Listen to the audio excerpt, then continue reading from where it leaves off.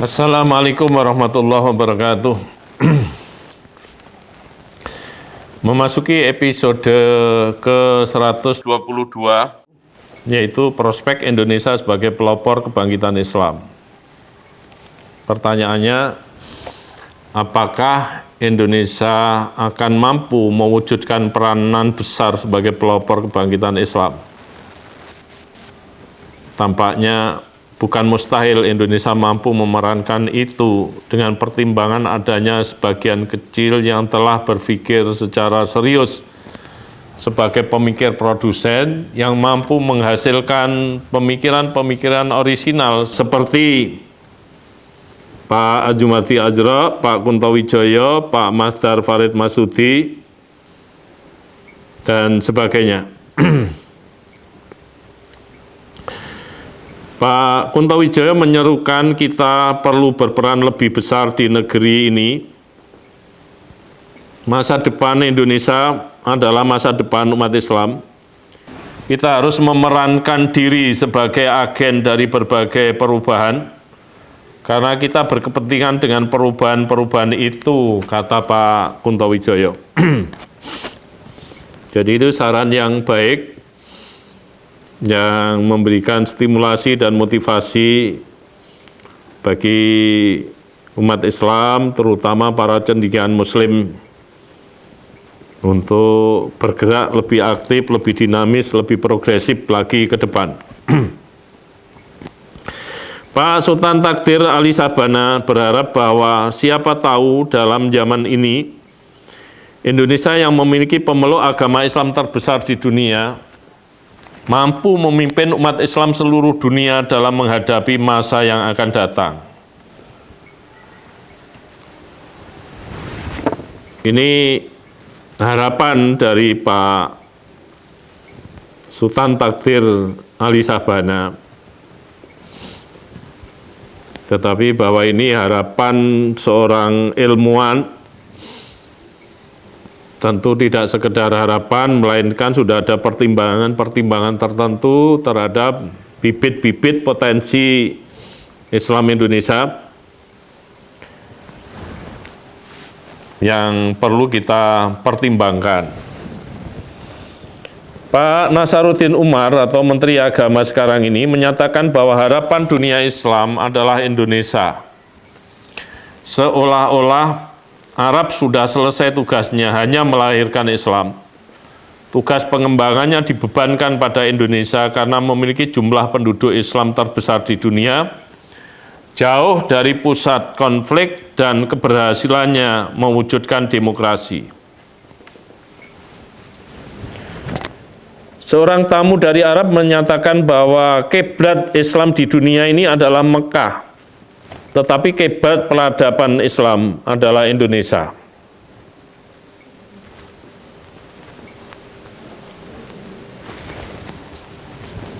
Kita tidak perlu bangga terhadap pernyataan semacam itu. Strategi yang terbaik adalah bagaimana kita mengupayakan pembangunan dan pemberdayaan sumber daya manusia Muslim Indonesia yang digunakan untuk mengaktualisasikan atau bahkan mengembangkan pemikiran-pemikiran Islam, strategi-strategi Islam dalam mewujudkan kejayaan umat Islam Indonesia utamanya. Pak Adjumati Azra melihat bahwa sejak pasca 1980-an telah muncul proses santrinisasi kaum muslim, yaitu suatu proses peningkatan citra, rasa terikat pada Islam, dan sebagainya. Maka perkembangan dan kemajuan Islam pada masa yang akan datang, terutama Melayu ini akan sangat memungkinkan. Sehingga wajar banyak pengamat yang melihat bahwa kebangkitan Islam akan muncul dari dunia Melayu Asia Tenggara dibanding dengan Timur Tengah. Asia Tenggara sering disebut sebagai the center of continue, secara terus-menerus.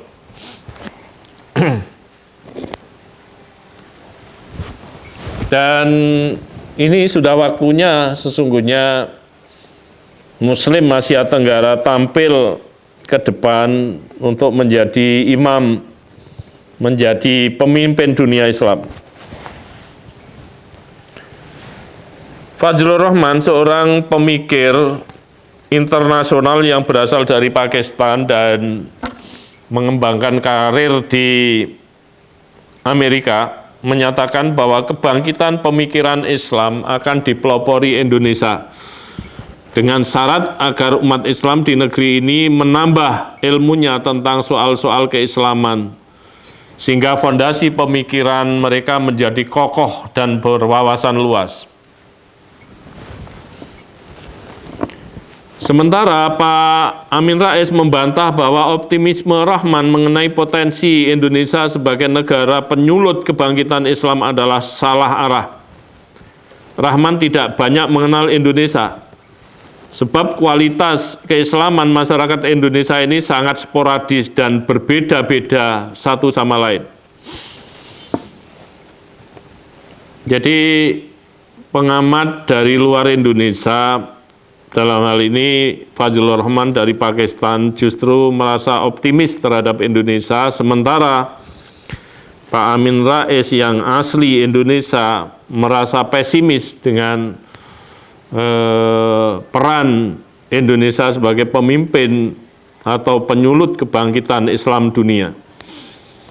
Nah, tentu masing-masing memiliki alasan sendiri-sendiri.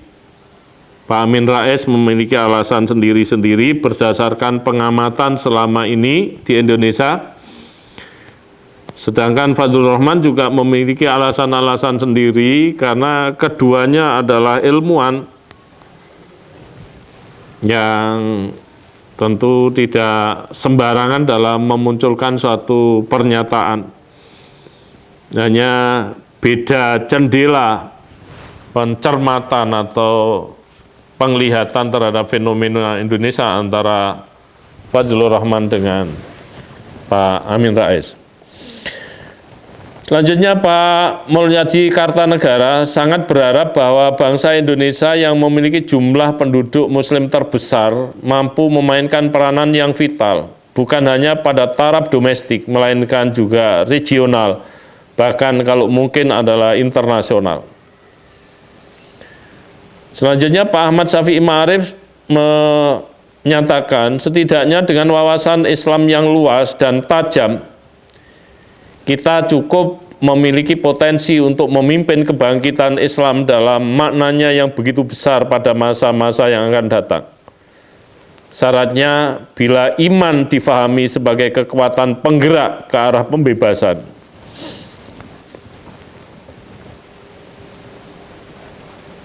Akhirnya Pak Syafi'i Ma'arif karena melihat perkembangan demi perkembangan fenomena intelektual Islam di Indonesia, kita lihat dari pernyataan-pernyataan Pak Syafi'i Ma'arif dalam episode sebelumnya sampai pada episode 122 ini.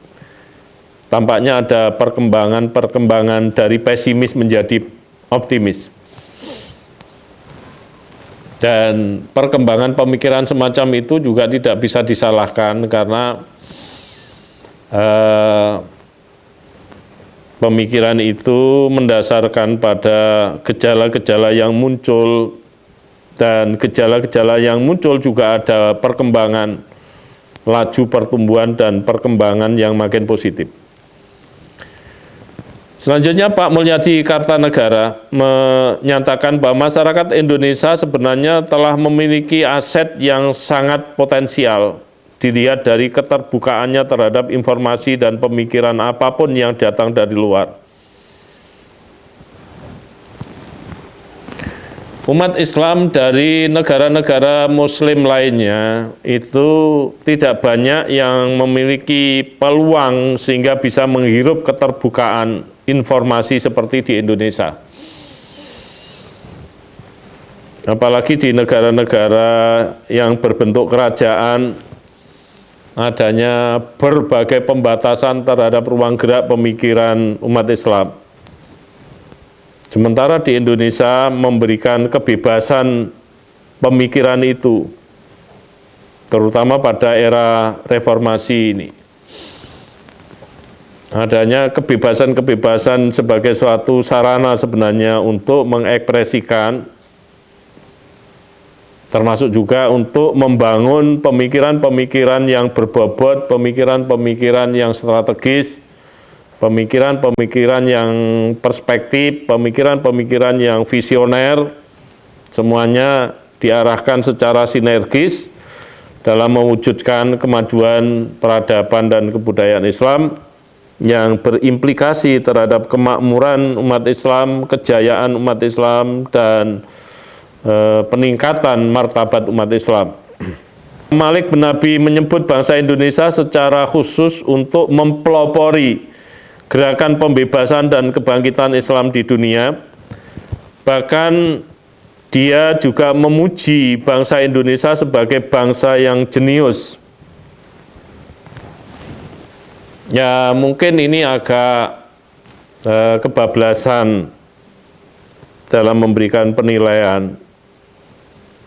Tetapi lagi-lagi Malik bin Nabi juga bukan tokoh sembarangan. Dia termasuk tokoh Islam internasional layaknya Fazlur Rahman, Hasan Hanafi, Muhammad Abid Al-Jabiri, dan lain sebagainya. Artinya bahwa pernyataan-pernyataan ini sudah melalui pertimbangan-pertimbangan dan perbandingan-perbandingan dengan fenomena-fenomena yang muncul dari negara-negara Muslim lainnya. Kemudian selanjutnya Mahmud Ahmadinejad, mantan Presiden Iran, pernah mengatakan bahwa bangsa Indonesia merupakan bangsa yang besar dan berpotensi untuk menjadi percontohan negara-negara Islam di dunia, karena memiliki sumber daya yang besar termasuk jumlah umat Islam sebagai penduduk mayoritas. Kalau populasi yang besar ini terkelola dengan baik, maka itu menjadi potensi yang menjanjikan di masa mendatang. Tetapi sebaliknya, kalau populasi yang sangat besar ini tidak terurus, tidak terkelola dengan baik, itu akan berbalik menjadi ancaman bagi masa depan Indonesia. Mudah-mudahan sejarah mencatat bahwa yang terjadi adalah populasi Islam di Indonesia sebagai populasi terbesar di dunia ini menjadi terkelola dengan baik, sehingga ke depan itu melahirkan potensi-potensi besar yang menjadi problem solver, pemecah masalah yang terjadi di kalangan umat Islam, bukan hanya dalam skala domestik tetapi juga dalam skala internasional. Dan ini bukan mustahil terjadi, sebab peranan itu sering dipergilirkan pada beberapa bangsa, bukan monopoli satu bangsa tersendiri, melainkan bisa juga yang dulu bangsa tidak mampu mengambil peran tetapi akhirnya mengambil peran yang signifikan. Kita bisa belajar dari bangsa Barat pada zaman Nabi, zaman kejayaan Islam, Eropa Barat itu tidak terdengar. Yang terdengar, yang maju Bizantium itu Eropa Timur. Bahkan Amerika itu sebagai sebuah benua yang belum ditemukan. Tetapi kita lihat belakangan ini, ya abad 20, ya Amerika menjadi superpower. Abad sebelumnya, 18, 19, Inggris, Perancis menjadi superpower. Nah, itu sebagai satu bukti bahwa ada pergiliran di kalangan bangsa-bangsa di dunia ini untuk memimpin sebuah peradaban dunia. Demikian saya akhiri. Wallahul muwaffiq ila aqwamit thoriq. Wassalamualaikum warahmatullahi wabarakatuh.